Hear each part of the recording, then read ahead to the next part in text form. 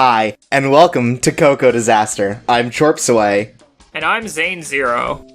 And today, it's getting unbearably hot. And so, what better time to talk about the upcoming summer season of anime?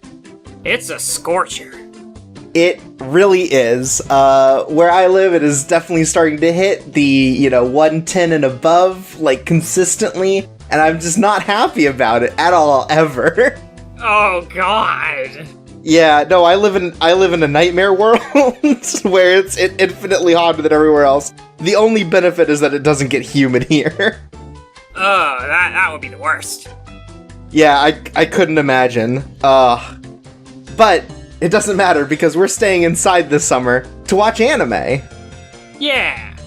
Now, this season may be a little more slight than the previous ones. I feel like the last two have been, pretty packed with things that we were at least excited for, things that, just on the surface looked really cool. And this one's a little more low-key. Yeah, there's definitely not a million things that I'm interested in this season, and I'm very happy for that I don't have to add another 10 shows to my watch list. Yeah, no, for sure. It seems like you have a lot of leftovers, so it's probably nice that you're not also dropping in more things. But there are plenty that, I think have potential to be interesting. So, it's more of a we're gonna play the waiting game than just this is a bad season. Yeah, for sure. Yeah, there's the possibility there. But before we get into that infinite potential, let's talk about some news that's happened since the last time that we talked. So, one thing I wanted to note, just as far as, upcoming releases, things that are kind of interesting is that first we're getting, the Juni Tyson Zodiac War manga and I think light novels over here in English via Viz Media. Oh, huh. Yeah, and we're also getting, through Viz, the Nier Automata, light novels. Oh, well, that's actually pretty interesting. Yeah, so that's, this was announced a while back. I believe the first one is October, and then the next one is early next year. Nice. Which is sort of retellings and recontextualizations of the series through different characters. So that might be an interesting thing to see, because it's the sort of expanded universe sort of thing that we just don't get, that I feel like so many Japanese big games are based off of. Yeah, for Nier especially, there's a lot of really interesting stuff that I know happens in the side works and such. Yeah, and I hear that there's some of that in this, so it'll be interesting to see. I don't think maybe we'll ever see an official release of the stage musical, but we got to take what we can get for now. I mean, there's also the fact that the actual final conclusion to the game happened at a concert in Japan with the voice actors there and everything.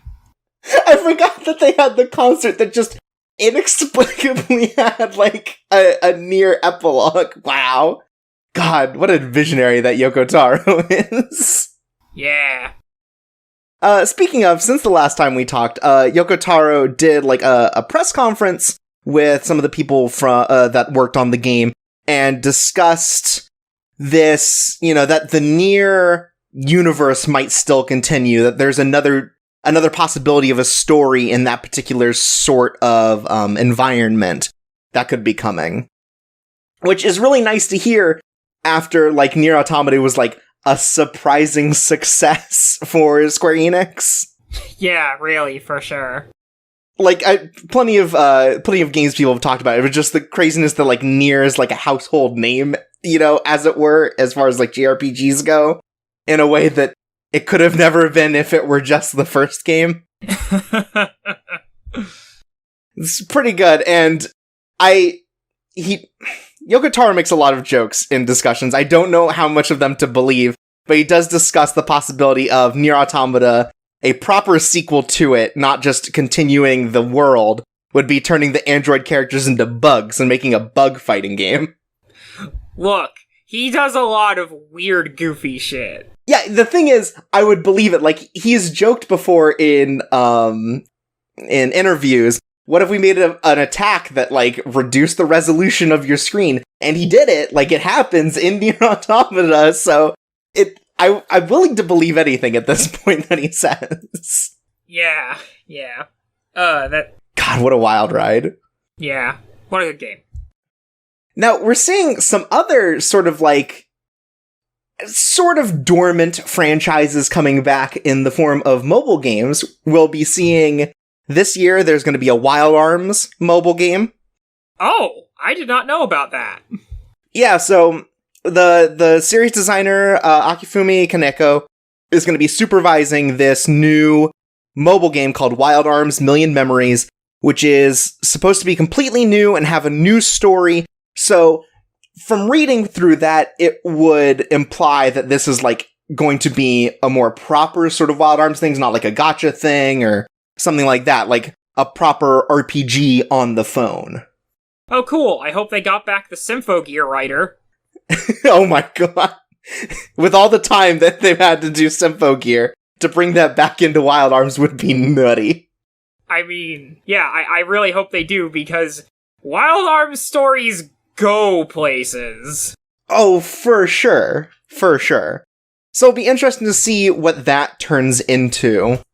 And then we also have a Star Ocean one coming. In fact, I think it's coming next month as we speak. So July. Yeah, it's the US release. It's been out in Japan for a bit, I think. Oh, you're right. No, this is the Western release. And it's like a free to download. I think it is more of like a gacha style game. Yeah, it is. It is a gacha game, but wow, does it look good for a phone game. Yeah, I mean, we discussed it before. Is Tri-Ace involved in this? Because we talked about how Tri-Ace has like a real care for their franchises, what with the Valkyrie profile mobile release. Yeah, I'm pretty sure that Tri-Ace has something to do with this as well. I can go check. Mm-hmm. And like, it looks like it's also trying to sort of import like the action combat style of Star Ocean into this thing. So I don't know, maybe, like, hard to say the quality of anything regarding Star Ocean these days, but like, you know? Yeah, it is actually Tri-Ace developing this, so... Okay. They're not farming it out to some other company, it is actually Tri-Ace doing this game. Well, hell, who could know then? Yeah, that's like a curiosity, if nothing else. Yeah. And then Cygames, not content with just ruling the mobile RPG world, is collabing with Nintendo for a new action RPG smartphone game called Dragalia Lost. Oh, I think I remember hearing about this one a bit. Yeah, so, again, Cygames just unhappy with quartering the market with Grand Blue and eventually Uma Musume once the challenges are taken care of. They're also working with Nintendo to make I guess it's like an official Nintendo app, as it were. You know, they've been trying to get into the mobile market, as it were, with a lot of sort of, you know, their more popular franchises. Fire Emblem Heroes is still going strong. Yeah, Fire Emblem Heroes still going strong, and like the other ones have been kind of duds, it seems like, as far as like lasting relevancy. So it'll be interesting to see how this turns out. I think it's coming out in like Asian territories this summer, and then eventually it'll come over here, or at least it's planned to. So yeah, that might be interesting to see. And then, last bit of video game news, we have announced a Tokyo Ghoul PS4 action game. It's supposed to be like, it says survival action, so I don't know if that implies like magical bullshit like Resident Evil, kind of? I mean, that's what that makes it sound like.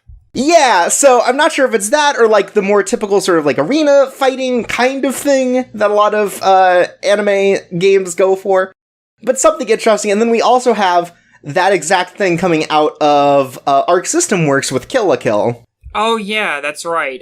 Which, go ahead. I was gonna say, this is, it's not actually ArcSys that's developing it. It's the same developers as the Little Witch Academia game, and that is apparently not great. Yeah, I've heard it's like fine. like, the parts of it that are the best parts aren't the game parts, so, like, that's a little... But we'll see. The funny part about that, though, is the idea that, Arxis and Trigger, like, released this countdown website, and when it made it to 0, it just said, watch this episode of Darling in the Franxx for the announcement, which is, like, the kind of the best thing in the world. Please watch this show that we only barely had a part in. This is good.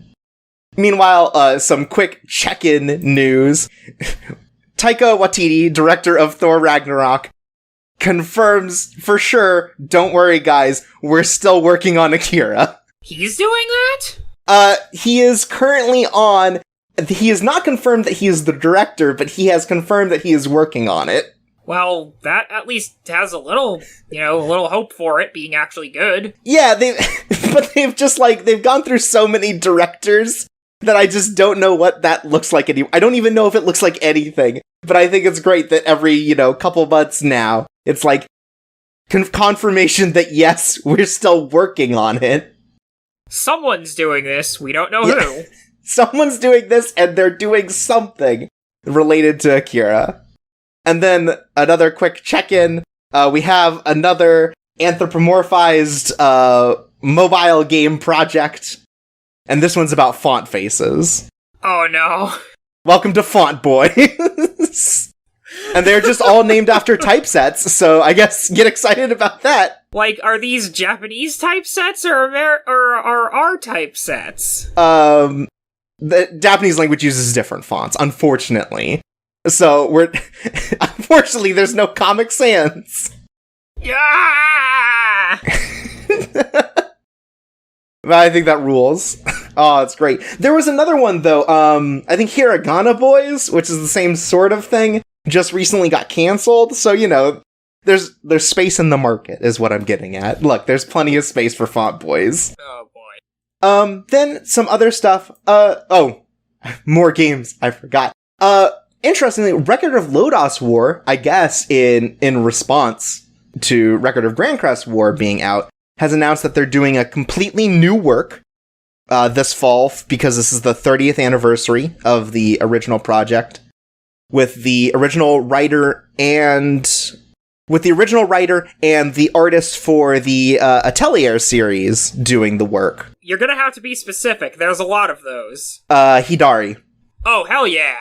And then they're also making a 2D side-scrolling game. The team that was behind that Shin Megami Tensei Synchronicity prologue, like Castlevania-like. Yeah, I remember seeing a demo of that sprite in action, and it looks really good and extremely... This is Symphony of the Night, but you're an elf. Yeah, Team Ladybug, like, from what I played of the SMT variant, like, has this, like, particular style down. Like, they have a good grasp of what they need to do with it, so that'll be interesting to see. I think it's cool that that's coming back, even in the midst of, like, what more or less what feels like an anniversary project in and of itself with Grancrest. Oh yeah, that reminds me that a couple of the characters from Record of Lodoss War are in the Grancrest game. Oh, right, because they're doing that like RTS style game for it, right? Yeah, that came out recently in Japan, I believe. Interesting, that's kind of neat. And then, most importantly, last month in May, the Japanese PlayStation Store saw the release of Neko Atsume VR. Oh, yeah, right. It costs money, but it seems like it is a built-out version of the mobile game, where, like, you get to walk around and kind of interact with the cats and see them moving more than it is just, like, opening the app and closing it, waiting for things to pop up. So that's kind of neat. Finally, I can pet cats in VR. Finally, my dreaded cat allergies won't get in the way of me appreciating these lads. One thing that this kind of reminded me of, though, is that live-action movie came out last year, and I don't know what happened with that. I'm kind of curious what that ended up being. Maybe one day there will be sub-releases of it somewhere.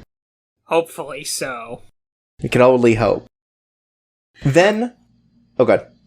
I was gonna say, The Gungrave VR game is coming out in the West this fall. Yeah, it is. Yeah, it is. Oh, I'm so excited. I can't wait for the official new release to come out either. Oh, Gungrave's back, baby. I can't believe you've done this. Look, we needed it. In this kind of hell world, we need Gungrave. We need Gungrave VR, and we need Gungrave Gore, which is the most Gungrave-ass name in the world. Oh, it's the best. Oh, I'm so excited. Oh, also, the Punchline game is finally getting a Western release. Oh yeah, that's happening too. God, that's so weird. Yeah, after 2 years, P-Cube is finally giving it a Western release. And, like, it's interesting mostly in that, like, it's not a game adaptation of the story. It is, like, its own story in the world with the same conceit. I'm pretty sure it's, like, you can, like, play through scenes from the anime and you can get the ending that the anime has, but there are also other endings you can get, including possibly a better one. Yeah, so that'll be interesting to see. And you know what? It's great that there's a game out there that specifically says, don't look at these girls' panties. Look, sometimes that's all we need in this world, is something with some real goals behind it. God, Punchline was a trip. What series? Oh, in big controversy news, a light novel series called New Life Plus, Young Again in Another World was slated to have an anime, I believe this season, or possibly next season. But thanks to the author, being more than a little racist on social media, in order, I think they saw the voice actors resign from the anime project, the anime get cancelled, the light novel series cease production. Like, just one by one, it, like, spiraled into sort of this, like, this domino hell of this person just, like, losing their career over this. And you know what? They probably deserve it. Yeah, at least there is some justice in this world. From what I understand, the series itself is also maybe, you know, has some racist issues in its, you know, in its storytelling and stuff. So, you know, probably for the best. It's fascinating to see this happen, though. It's just like, you know, just a complete sort of like refusal to allow this sort of thing. Because I feel like there have been other situations where things like this have happened and sort of like nothing's come of it, but this seems so close to the source that it's sort of like unavoidable. But in better news, we got JoJo's Part 5 coming. Yes, they finally found a VA for Giorno that wasn't a creep. Thank goodness. But yeah, it's coming in fall, I believe. Yeah. And yeah, so David Pro is finally coming back to do Part 5, which should be pretty exciting, since I feel like a lot of people probably experienced JoJo's Part 5 via the very bad scanlations a long time ago. And so maybe a fresh pair of eyes on this series can warm people's hearts to it a little bit more. Yes, including famous scenes such as, if we steal one car, they'll catch us. But if we steal 100 cars, they'll have a harder time. It'll be great. That great dancing scene? No, it's gonna be good. It'll be a fun time for all. Look out for JoJo's Bizarre Adventure Golden Wind. And I believe they are showing an episode at an upcoming Anime Con. Yeah, I think Anime Expo is gonna see the first release of something, probably the first episode. I hope so. Yeah. I can't wait for people to experience Drink the Piss Giorno. That's the real Golden Wind. Wow. And then a couple other projects I want to talk about real quick is that Shirobako, the 2014 series about what it's like to actually make an anime, is getting an all-new film project. No set release date or anything, just an announcement that it's coming, which is nice, because I feel like a lot of people really gravitated towards Shirobako and have wanted another adventure in it, given that it's just so infinitely expandable in that it's just about what it's like to work in this industry. So a film might be really interesting to see what they can do with it. I certainly enjoyed it and would be excited to see more about it. Yeah, I've heard Shirobako is pretty good, and while I've not watched it myself, I'm glad that, it's getting this sort of expansion. Yeah. And then in kids' toy news, because this is just, this has like a real weird sort of nostalgia for a thing that I only saw commercials for, but I don't know if you maybe remember this. It was these old sort of like scanners, and what you'd do is you'd scan barcodes of things like at the store, and like it would turn into a monster, kind of like Pokemon, and you'd be able to like fight with other people and trade with them. You remember that? Yeah, that's coming back? Well, Japan's making its own version of it. Holy shit.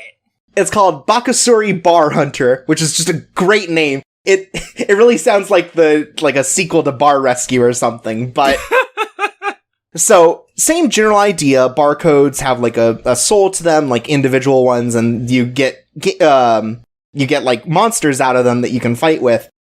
And what it is it's like this fishing rod-esque attachment for the Nintendo 3DS that you buy. Okay. And then you download the game for free to be able to play it, and you use this like fishing rod, like screen AR sort of thing to scan the barcodes and get the monsters out of it. I hope these Japanese kids flail around with their 3DSs like fishing rods in the near future. Oh, hell yeah, because it's also getting an anime. Cool. It's coming out this fall. Wow, incredible. Oh, good times. Yeah, it's too bad, as I have discovered, very few people sub kids anime. Yeah, it's a shame. Maybe someone will pick it up. Look, it has franchise potential. It's not Puzzles and Dragons, but we could see it. And that's it. So, feels like a lot happened. Certainly a lot of announcements of things have happened. Yeah. And things that I'm pretty pumped for. Yeah. But now, let's talk a little bit about anime. That's what you come here for. Yeah, anime, yeah. Yeah, anime. So, first up, as usual, when discussing the shows that we'll be watching next season, we'll be starting with our leftovers, the things that are carrying over from the previous season. And the first one on this list is My Hero Academia 3rd season, which we're both watching. Yeah, wow. When I figured there would be a 3rd season, I figured it would only be one core, and, the episode that just aired this week would have been the stopping point for it, but I'm really glad that we're getting to see more of it, because there's some, well, not as good as, what recently happened. I'm glad we get to, keep experiencing with it, because there's some nice, slice-of-life stuff, a nice bit of extra fun stuff that's coming up. Okay, yeah, I'm a little bit behind right now on My Hero Academia. I just got to the introduction of One for All, but, everything I've heard about, the next sequence of episodes is just, endless hype. It is incredibly good. Yeah, it seems like it's a lot of really great, choreography and fight scenes and stuff, so I'm excited to see how that turns out, and just kind of how that builds, because, this is the first time we're being introduced to sort of the main villain, as it were, so it'll be interesting to see kind of now that that's been put into the story, how that develops and builds, and how you can, layer upon that, given that it seems like he's very endgame. Yes, very much. Yeah, so that should be interesting. I'm still having fun with it. The characters are still enjoyable and have their moments. Yeah, I can't wait to talk about it more in our review. Yeah. And then, next up, speaking of children's media, you are keeping up with Latent Mystery Agency, Cat's Mystery Solving Files. Yes, that is, it's right now at this frustrating point where they're airing cases from the first game with little twists on them, but not enough for me to interest me to, watch the episode because I already know the solutions to the mysteries, and honestly, they aren't nearly as interesting as the extremely good original episodes that they've done. But they've also actually started hinting at an actual plot going on. There was an episode that was oh, here's this episode that it has to do with Layton and Luke has a wife, and whoa, Yeah, it takes place that far in the future, and it's like, oh, this mystery also relates to Cat, and it's like, oh, but we're out of time. And then the next episode has nothing to do with the plot at all. So I'm curious if, like, this is teasing a new game, or if they're just going to be, oh, all those questions that you wanted answered in the game, they're in this anime. I assume that they'll probably do a little bit of both, like, oh, you know, you can also get this through this game that they've released. Because of this airing and my lack of time in being able to catch up with it, I started playing the game for phones, and I'm like really enjoying it. Like, it's a very different dynamic. Does that carry over to the series? Yeah, it's very much a slice of life detective anime, and I feel like it works a lot better as an anime. No, for sure. Cool. That should be interesting to see and talk about next time. But until then, both of us were watching Lupin the Third, Part 5. And it's really interesting because it's unlike Part 4 in just very, like, fundamental structural ways. Because it's more interested in telling longer form, contained stories, it feels like. Yeah, The format, for reference, is that it tells, like, one long, self-contained story, and then it does, like, a breather episode or two of, like, different styles of Lupin. Not Part 4 stuff, but more like, it uses the jacket colors to let you know what kind of story it's going to be, and I think that's really neat. Yeah, so it'll be, like, 5 episodes of this one particular long-form story, and it'll say at the end, like, episode 1 end. So it is really seeing these as sort of, like, movie-style episodes. Yeah, that's actually a good way to put it. With sort of like these sort of like vignettes put in. And, like, they're fun, and they definitely show the way that Lupin has aged. Because, like, you get to the first Red Jacket episode, and the first half of the episode is Lupin, like, so desperately wanting to see a boob that he nearly explodes. Like, it's such a very different vibe than you get from the Blue Jacket. Yeah, it's a very wild contrast. Yeah, it's kind of fascinating, too, as, like, a historical thing to look back on, sort of, like, these seem to be written as if they were, like, lost in time from those series. So interesting to see just how it contrasts in that way. Yeah, it's been a real fun show. Yeah, never thought Lupin and friends would go to an anime convention, but they sure did. It's a lot of fun, really. Like, I like the story structure, I like the characters they're introducing. It's very neat. It's, like, also a lot more violent, I'm surprised by. Like, that second episode is just that second story arc is just nasty. Yeah. It's really nasty in a way that, like, nothing before that has been. It's crazy. It's really good, though. I'm really enjoying this Lupin season. Yeah, same here, and we're going to talk about it a lot more in the review episode. Oh, I'm sure. And this is one I wanted to pick up on, but just never had the time or the opportunity. You're watching Gundam Build Divers. Yeah, I am. Okay, so, like, how's that going so far?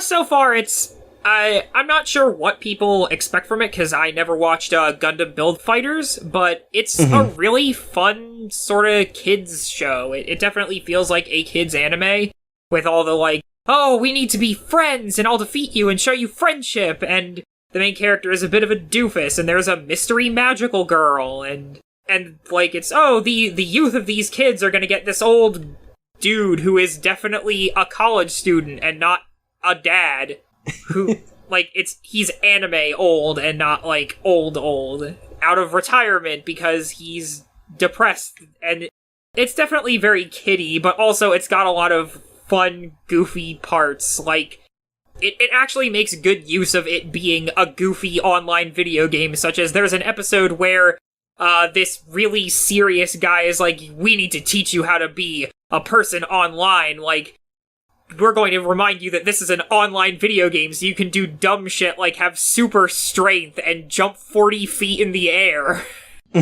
It's got a real good, goofy sense of it, and it's got a lot of fun, silly references to other Gundam series. It's a charming little show that is not, like... It's definitely more for kids than for all ages, and I'm enjoying it. Yeah, that definitely sounds like Build Fighters in a lot of ways, even talking about, like, vaguely magical characters that we don't know what their deals are. It's cute. And I saw, like, references to just kind of, like, really goofy ideas of Gundams. Like, there's a cowboy one, I believe. Yeah, he's a one-off villain for an episode, but it's a giant cowboy Gundam with a mustache and twin revolvers, and he carries around a giant coffin that's a missile launcher. Oh, that's cool! Oh, that's cool as hell. Oh, it's the Gungrave Gundam. But then, yeah, that definitely feels familiar to what I watched of Build Fighters, sort of just, like, really taking time to recognize that these are toys and that they are fun, and, you know, there are different ways to play with them. Yeah. And then the last one on this list is Yu-Gi-Oh! Vrains, which it's really losing me recently. Oh, I also have been getting a bit frustrated with it. I really wanted to see the second season as like a refresh or a restart for these characters, and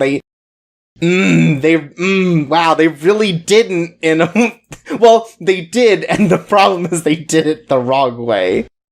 Instead of, hey, those old cool characters are cool now, instead it's, hey, this new cool character is going to beat up the old characters to show how cool and strong he is.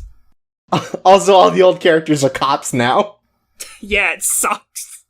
I think every old character besides Playmaker is a cop, and it's fucked up. It's definitely falling into those same problems that, like, Zexal did, where it's like, you introduce the character with a special thing, right? So in this case, it's like and only characters with the special thing become important, and everyone else has to, like, forego having any sort of, like, character development or anything because they don't have special things. It sucks. Hi, allow me to tell you the thing that made me the most mad, and it's that it's that Aui's Reem first fight in her cool new punk form was one episode. It's so fucked up. Oh, and it's basically the same episode as the one with Go, where it's like, they both have the person cornered, then they pull the solution out of their ass. Go's was 2 episodes. It sucks. And it sucks because they have way cooler archetypes now. Like, Go has dino wrestlers. Like, God, it'd be cool. What a good archetype. Who gave that to a cop? Anyways, I'm still gonna watch it because I have a perverse obsession with needing to watch every Yu-Gi-Oh! But it's really losing me, and it's sad, and I feel like they need to hire someone who isn't Shin Yoshida to write.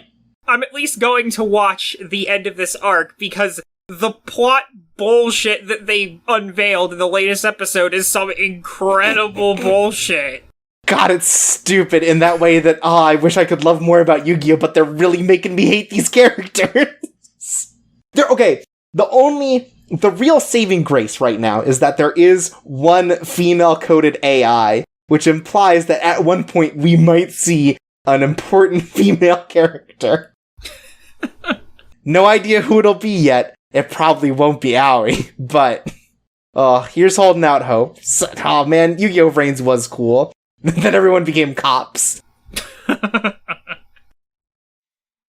now, let's talk about the shows we don't really know about. So, first we'll start off with the shows we're very interested in checking out. Maybe we've heard from other people that it's, like, really good. Maybe we have high expectations based on the staff. Things like that. And the first one I think we should talk about is the one both of us are watching, Planet With. Yeah. So, Planet With is a bit of a weird one because realistically, there are no expectations to go in with. It is I believe a friend of the show, QB, left me some notes about it. Let me see if I can pull these up. Right, so the manga author Mizukami Satoshi, who also wrote Lucifer and Biscuit Hammer, is that the series? Yes, it is Lucifer and the Biscuit Hammer. Okay. But so, this particular author is getting a series adapted by JC Staff, which is based on a 1,000-page draft that this author made before publication so that the manga and the anime could come out simultaneously. And I don't know if the idea is that they're, like, different but connected stories, or just that this allows both anime and manga people to be able to enjoy the story without worrying about spoiling each other. I'm unsure how that would work, and I wouldn't want it to work out the way that I think it would, which would be, oh, 1 chapter a week. Please no. Yeah, I don't think it'd be quite like that, right? Like, I feel like, I don't know what the publication with the manga is. I think the first volume's out, but I think the idea is more to try to stagger these releases in such a way that no one feels left out in the discussion. Okay. And it seems like it's a mecha thing, but from what I've heard about Lucifer and Biscuit Hammer, this particular author is a lot about, not subversions, but like kind of genre expansion. So no idea what it really is. Also, no one's seen the draft, so this could literally be anything, but just given the clout of Lucifer and Biscuit Hammer that I've heard for like years now, I want to check this out and see what's going on. Yeah, that's 100% of the reason why I'm checking this out too, because I've heard a lot of good things about Lucifer and the Biscuit Hammer, so I want to get in on this mystery box. Yeah, and I think that, like, there's just, like, no synopsis, anything either. It's just, like, literally all the information we have are 3 character designs and 1 robot. Like, it's crazy that we've gotten this far and there's just not anything. But hey.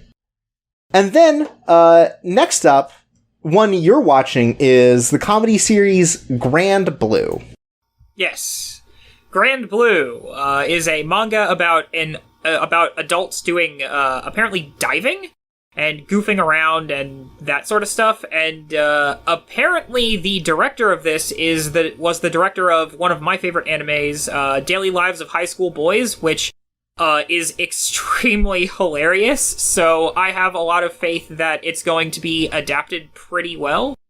And I've heard a lot of good things about the manga too. And also, it's a manga about adults and not teens, and that's nice and refreshing. Yeah, they're in college, if I remember correctly, which is like, hey, that's neat. Yeah, for sure. Yeah, I have a lot of faith that this anime is going to turn out pretty good. Yeah, so you were talking about the director. I believe the author of the original series, they did Baka to Test? Oh, that's another thing that I've heard was pretty funny. Yeah, so I think there's I think based on all those things together, looking to something that'll at least be funny, you know? Yeah. It'll succeed at the comedy thing, so that'll be good. Yeah. Yeah, and I always like a good batch of goofs. Yeah. So, next up, I'm watching Middle Manager Tonegawa, which is a spin-off of the series Kaiji Ultimate Survivor by Fukumoto is the author. I believe that this series has story and art done by different people. So that's a little concerning, but it sounds really interesting. I really like Kaiji as a series. I think it does gambling really well. It does high stakes really well. And it's surprising how much they can milk out of, like, a dude playing pachinko to make you excited to watch 9 episodes of it. So, like, the idea behind this one is basically Tonegawa is sort of the right-hand man of the president of the corporation who constantly does all of these, like, life or death gambling tournaments that Kaiji stumbles into. And basically, the president gets bored, and Tonegawa is forced to organize this, like, game of death using his subordinates and people to keep the president in a good mood and entertained constantly. So it sounds like this is maybe a little more goofy, but still has that sort of, like, base in gambling and the sort of the psychological thing that could be interesting to see. Especially since this is such a different perspective as it's coming from the people at the top, instead of this desperate climb up from the bottom. Huh. I've heard a lot of good things about Kaiji, so I'm keeping an ear out for this too. Yeah, Kaiji's really good, so it'll be interesting to see how this is done. It's being done again at Madhouse, which is cool because that means it's like the original. It seems like it's quite a bit of the original staff and the same art style. So it'll be cool to see that as like a return. Nice. Madhouse has had a couple of these now because it's had like Cardcaptor Sakura and stuff too coming back. It's cool. Then on the list, you are watching Tenro Sirius the Jaeger. Jaeger, sorry, you're right. Yeah.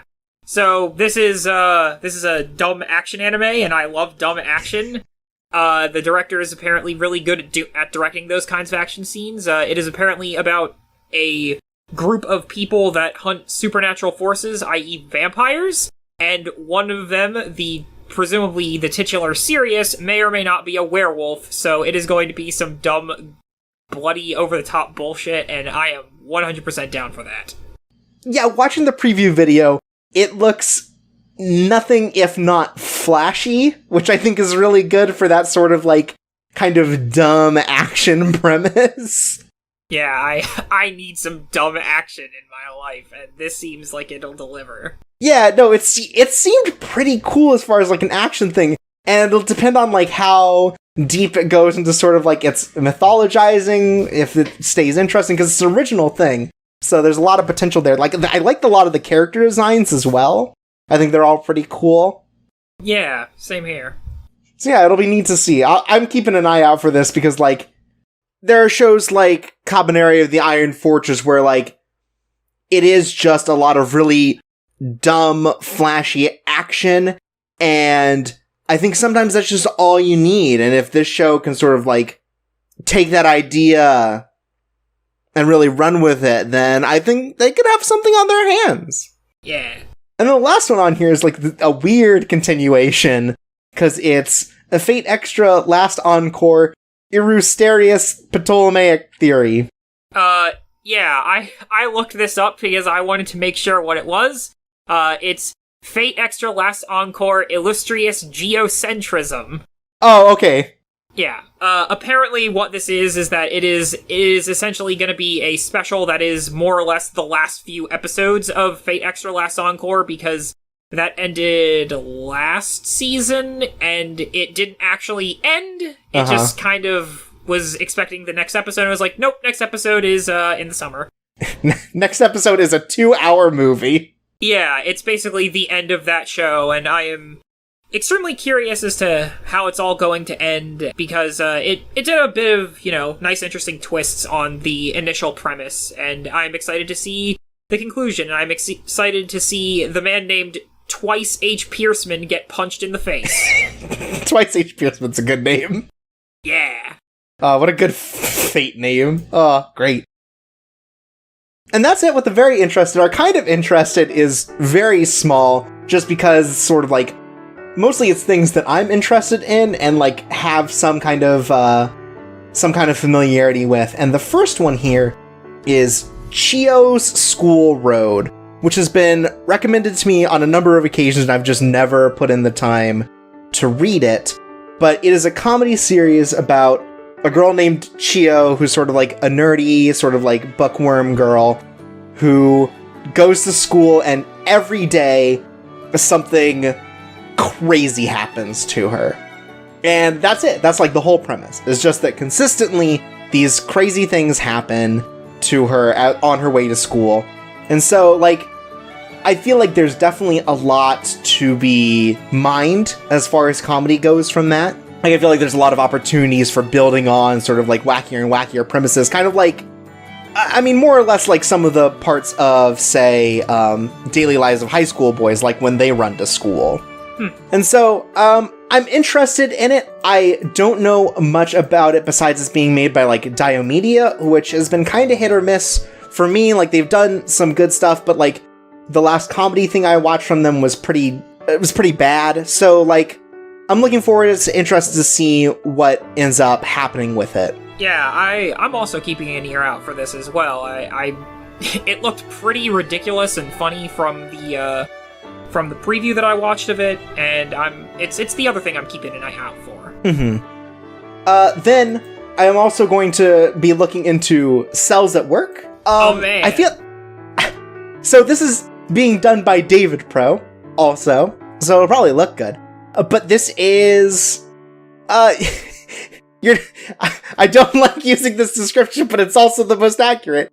It's anime osmosis, Jones. I'm sorry, I had to do it as soon as I saw that PV, because that's exactly what it is. It definitely feels that way in sort of like how it's telling the story about these things, but it's basically like a story about how, how the body works, at a cellular level. The main character is like a red blood cell girl, and there's also like a white blood cell dude who's like a fighter because he fights off like, viruses and stuff. I don't know, it could be cool. I don't assume it's going to be like Osmosis Jones where we give a shit about what's going on outside the body. Like, I don't assume we're constantly going to be cutting back to Bill Murray doing more and more insane things with his body. I'm glad the white blood cell isn't a cop. Yeah, I don't know. Like, I like the character designs for it, right? Like, they're all very attractive in, like, just a way that seems, like, very pleasing to watch. And, like, if it's interesting and they can tell, like, a cute story while also being informative, that's fine. Like, other shows have done that before as well. And, it's cool. But that being done by David Pro reminds me of that biology textbook that, Araki did the art for. Did you ever see that? I believe I did. It's great. It really looks, the cover looks like a stand. Right, he implies that, like, basically the entire body is made out of tiny stands. This is good. So yeah, I'm looking forward to that. And then the last one, the kind of interest that I'm not watching, but just keeping an eye out for is Hanebado, which is a badminton anime. Which that's pretty interesting. That's not a sport that you think a lot about. It's usually more tennis. But badminton sort of has its own thing that makes it unique. So it looks really good. That's like the thing that's drawing me to it, is I think it looks really good from the previews. Ah, nice. And it's just like a high school, like badminton sort of thing. Like, the only thing that's kind of weird is I think to display just how much motion is happening and sort of try to make it a little more dynamic, every female character who plays badminton has sort of like anti-gravity boobs, but not like in a way that's like that feels horny.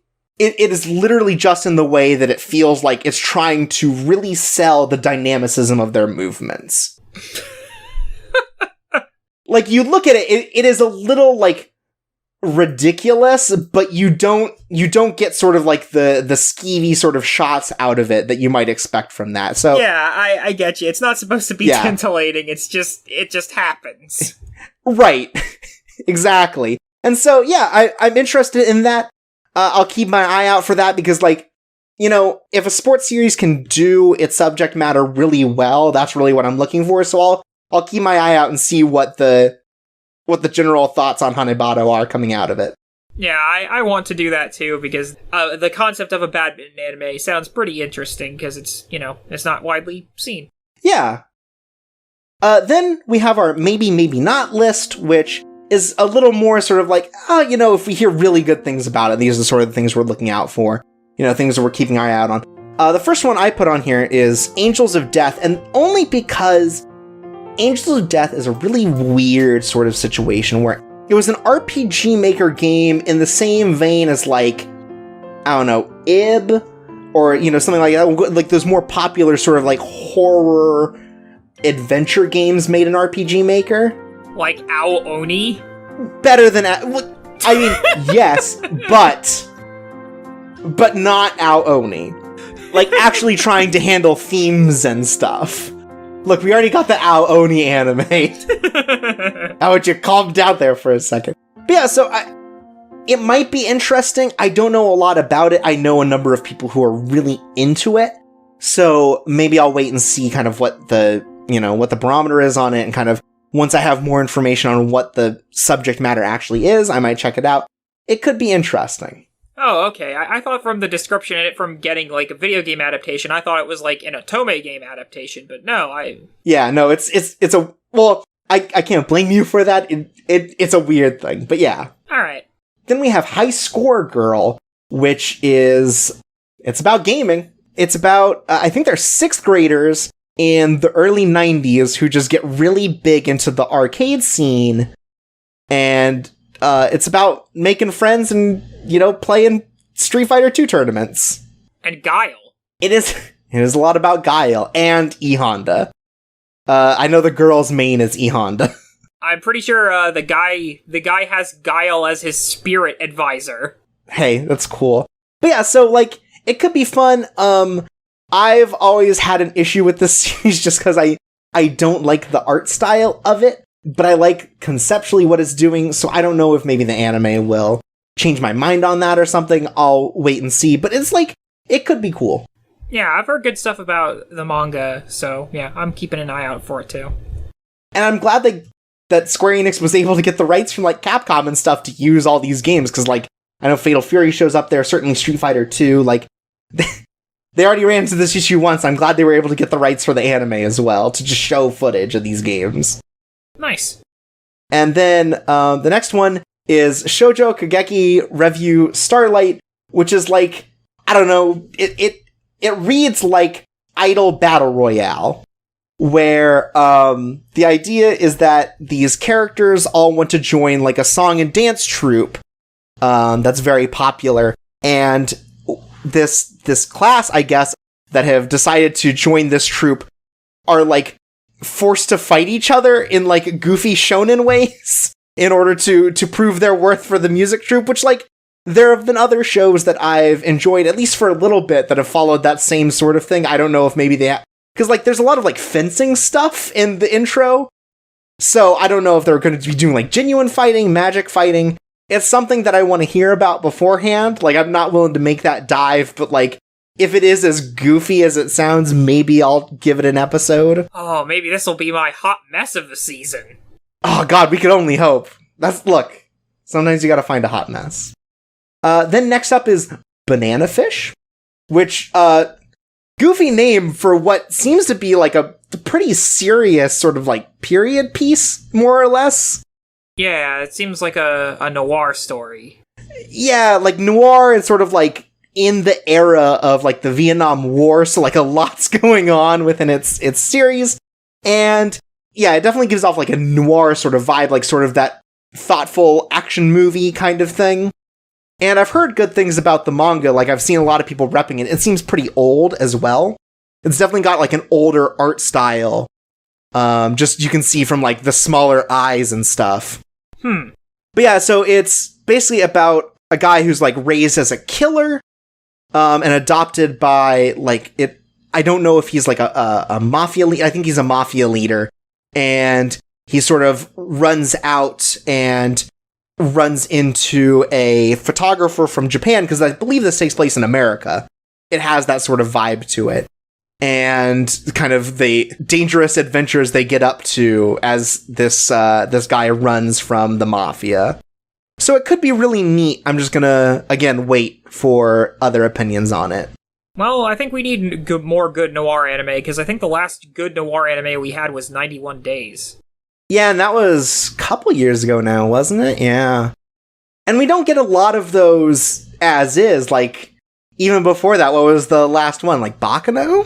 You just don't get a lot of that particular sort of style, and I think Banana Fish could fill that gap. Yeah. And I think it has a gay relationship at the heart of the story, which I think if done tastefully could be really cool. Then following that up, I put on Maybe Not Zoids Wild, which will basically be entirely dependent on whether or not it's picked up by anyone, which it probably won't. But they're making new Zoids, and I'm just as someone who has vague memories of watching it as a child, I'm kind of curious what it looks like in 2018. Yeah. How they repackage Zoids for kids. Yeah, because, I remember watching Zoids as a kid, and there were, 2 different Zoids shows, and one of them was oh, it's a fighting tournament, but with the Zoids, and then the other one was, this more traditional 90s-style adventure with giant robots and talking tiny dinosaurs as well. Right, so it's really weird. Zoids is a strange series, because you also look at a lot of the projects and they're very gritty, because they are models that you build such that they're more for adults, but all of the media for it has been, like, directed towards children, so I don't know. It'll be interesting to see if anyone picks it up. Yeah. And then the last one that I had put on here, just for like, I've seen good things about it, but also it's like a super old series, is Muyo and Roji's Bureau of Supernatural Investigation, which is, it seems like it's about a dude and sort of like his gremlin friend who are experts in like magical law. So they like do exorcism, but maybe it's also like a vaguely courtroom drama with ghosts. Huh. Man and Small Friend just makes me think of Zatch Bell, and I had to make sure it wasn't the same guy, and it's not. They kind of look Zatch Bell, though. They do look a little Zatch Bell. Yeah, it does. It's not, like, super old. It was, like, I think mid-2000s when it came out. But yeah, so, like, could be interesting to see. Yeah, so with all that out of the way, it's the lightning round, it's the not interested list. So, the first one on here is Island.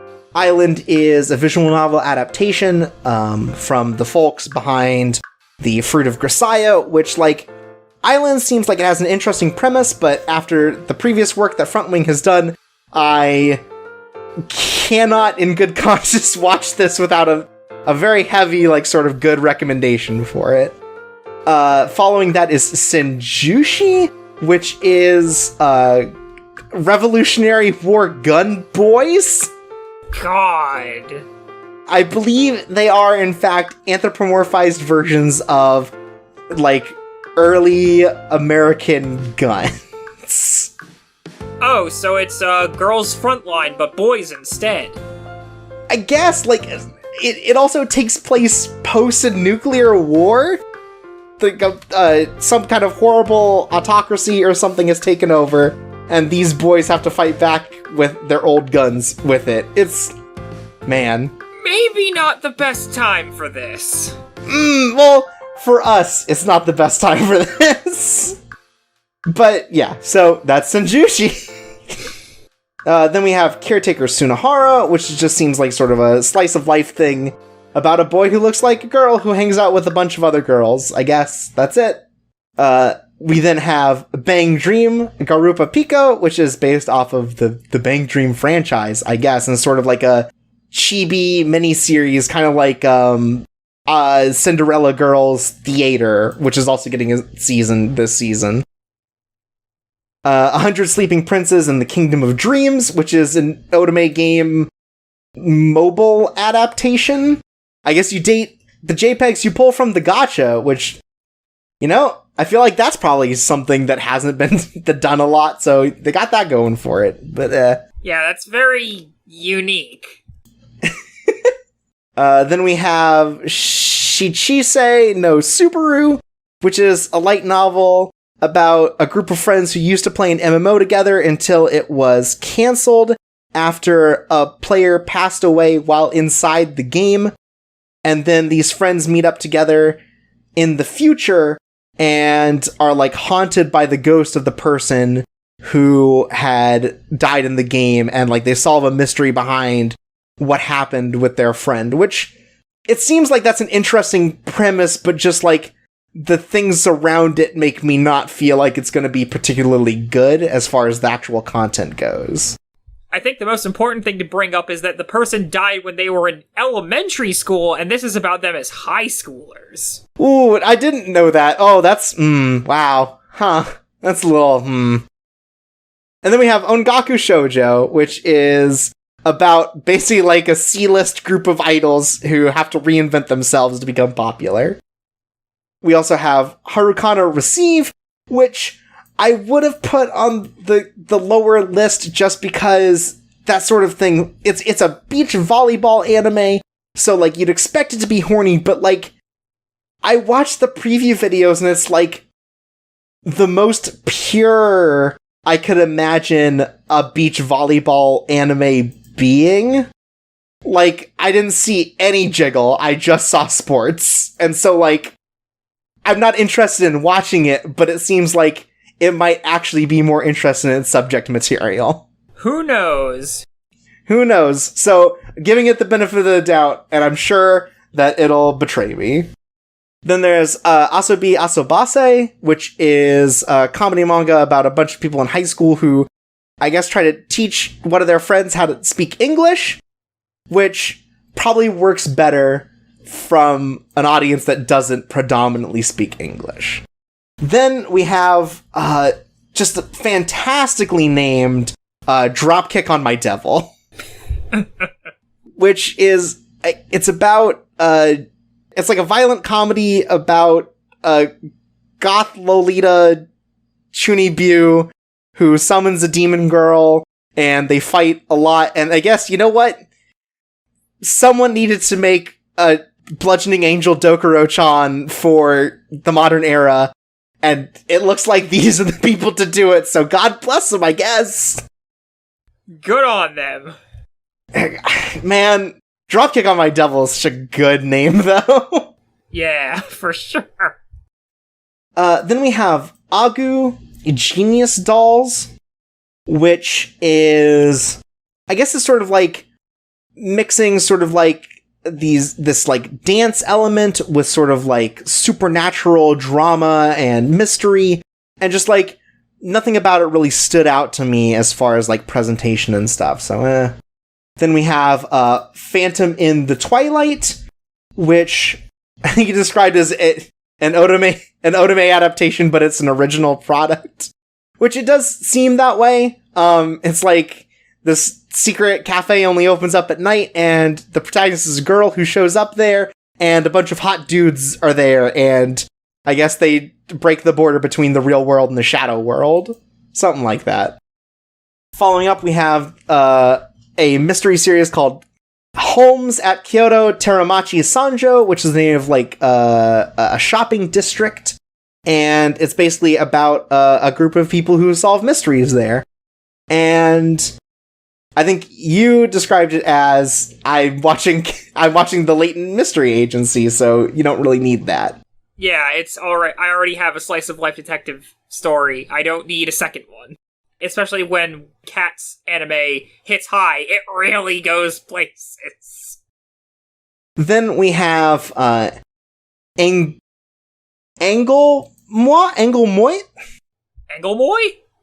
Genko Kasenki, which seems like it's like kind of a period drama about sort of what seems to be like the first time that like colonizers came to Japan, like medieval Japan, so that could be interesting, but I'm not really drawn to it as a concept. Me either. Then we have Tsukumogami Kashimasu, which is, I guess, like a supernatural drama romance period piece sort of thing. Yeah, it feels like it's trying to be a lot of things.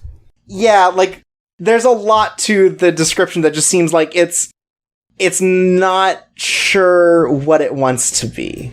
So, yeah.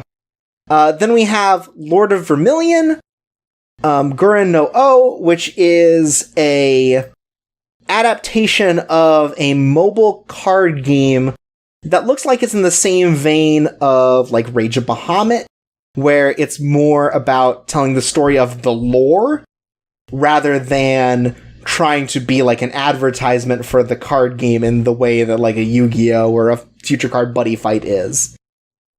Which, those other anime turned out fine. Maybe this one will be good. I wasn't really interested in the premise of it, so And now we get to the sequels. We have Rilu Fairy Lu second season, One Room second season, Please Take My Brother Away second season, Encouragement of Climb third season, Cinderella Girls Theater third season, Attack on Titan third season, Overlord 3, and Free Dive to the Future.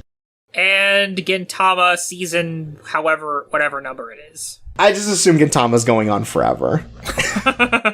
We'll announce when Gintama's fucking over. Until then, assume it's forever. And then we get to the Poopoo garbage list. Which I have put in I think descending order. The last ones maybe could be rearranged freely, but the first one, Yuna and the Haunted Hot Springs, it's like a horny fantasy thing. Like, it is the least offensive of the things that we'll put on this list, because it's just like an ecchi romance supernatural sort of thing. Yeah, it feels like it got time displaced from like a decade ago or something. Yeah, definitely it gives off that sort of vibe. So, like, inoffensively, like, that sort of fan service thing. But then we have How Not to Summon a Demon Lord. And, because I keep getting these two confused when I think about them, we also have the Master of Ragnarok and Blesser of Einherjar. Einherjar, thank you. Glad someone knows how to pronounce these words. Thank Valkyrie Profile. But both of them are, like, light novel adaptations they're both isekai. They're both sort of like overpowered dude gets harem of girls. The only difference is How Not to Summon a Demon Lord. When I look at the character designs, I think I'm gonna get arrested. That's the difference between the two of them in my mind. The Master of Ragnarok and Blesser of Einherjar also has a guy with a smartphone, so it's a different anime. True. Powerful.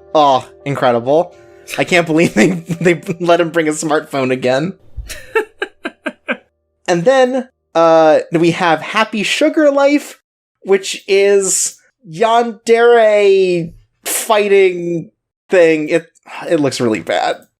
So, basically the idea is that this high schooler, I guess, has sex with a lot of her classmates, and then she meets a child who she adopts and feels true love for, but she's also willing to murder anyone who gets in the way of her love for this child. So yeah, I don't know, that seems like it really sucks. I'll kill for you! It's like every level, just the worst. And then, the last one is Backstreet Girls, which, oh man, this premise is bad! Yeah, it really, it's just, it's so tone deaf to be coming out in 2018. It's just such a, I know that, like, Japan has its own problems with, like, transness, but this feels even more transgressive than that. Yeah. Like, just from the language it uses, but, like, these Yakuza guys disappoint their boss and force them to go through sexual reassignment surgery to become idols. It's everything about it just looks really awful. Yeah. Yeah. Yikes. But thankfully, that's the end of it. That's all the anime. And so yeah, it's like, it does kind of feel like a lighter season. We're not as interested in as many things. We're definitely on the fence about fewer things as well. But like, I think the few things here have an opportunity to be something at the very least entertaining, if not like really good. Yeah, I'm happy that this is a smaller season.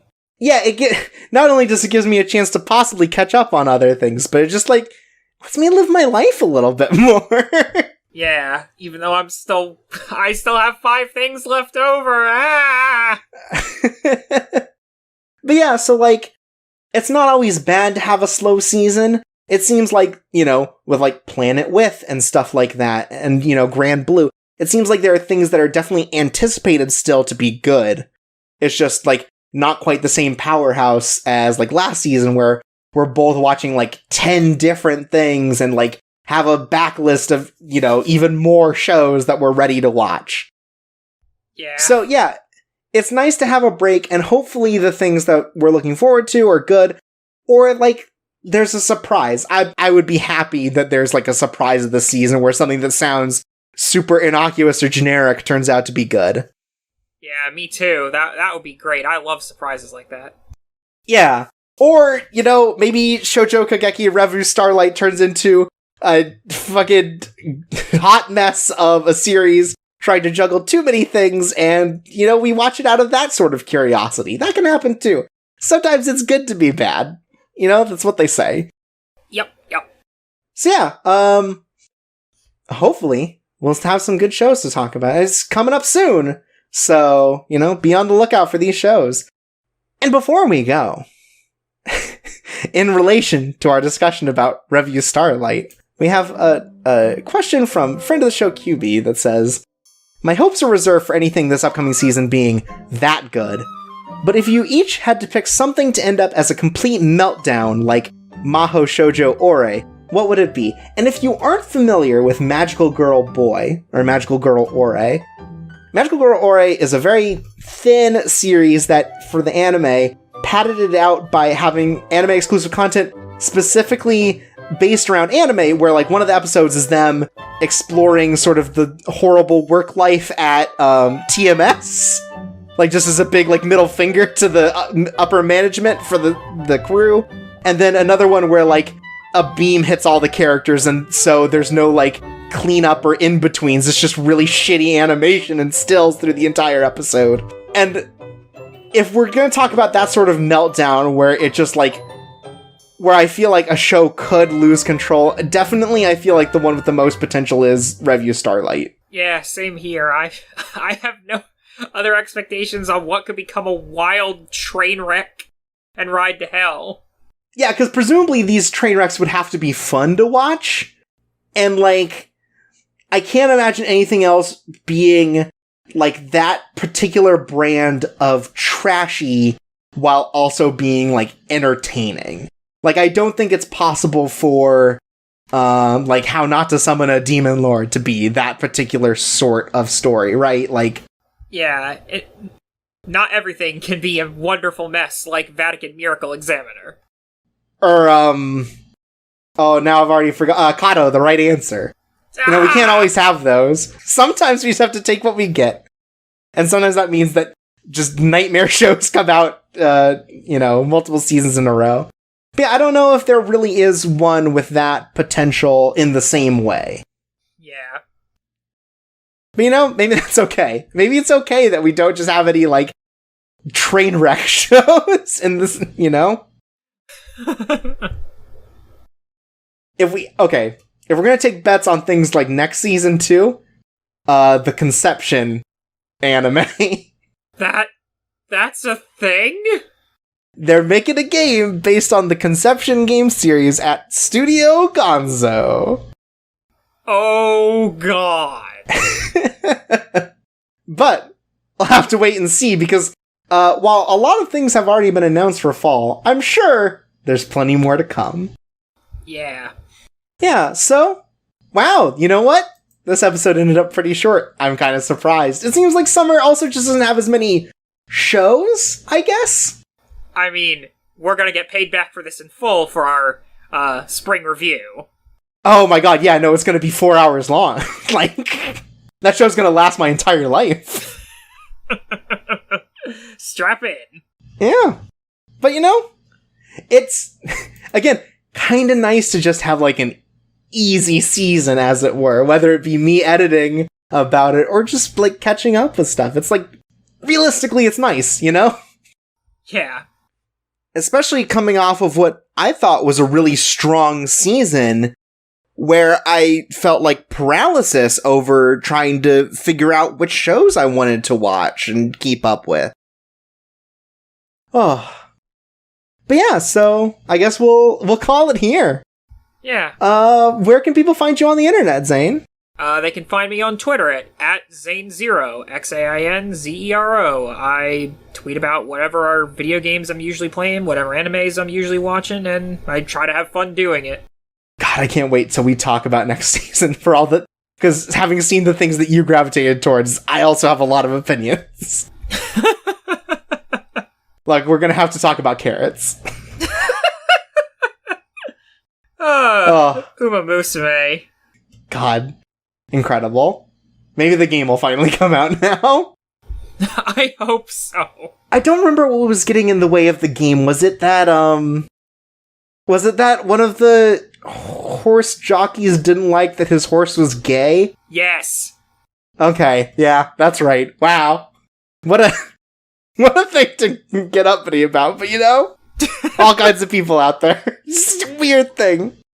Like, I get being mad that your horse is now the subject of pornography, but like, oh, what a weird, bigoted thing to be mad about with your horse. And Cygames is definitely gonna win with their piles and piles of Grand Blue money. Oh, they have so much money! And now Nintendo's giving them money? I don't know what they couldn't do at this point. But you can find me at Chorpsaway, CHORPSAWAY on Twitter. You can find my YouTube channel at Chorpsaway Essay. You can find the official Coco Disaster Twitter at Coco_Disaster. You can find our website at cocodisaster.com, which will always have our most recent episode, links back to our previous seasons of Coco Disaster, the text-only blog Vanilla Blessing that I do with friend of the show QB for topics that we don't have time to talk about in a podcast setting. And you'll also be able to find our RSS feed and a link to all of the places you can find us, like iTunes and Stitcher and Google Play Music, where you can also leave reviews. But until next time, in what is sure to be a very, very long episode about this spring season that's just wrapping up, I've been Chorpsaway. And I've been Xain Zero. And this has been Coco Disaster. Sweet dreams.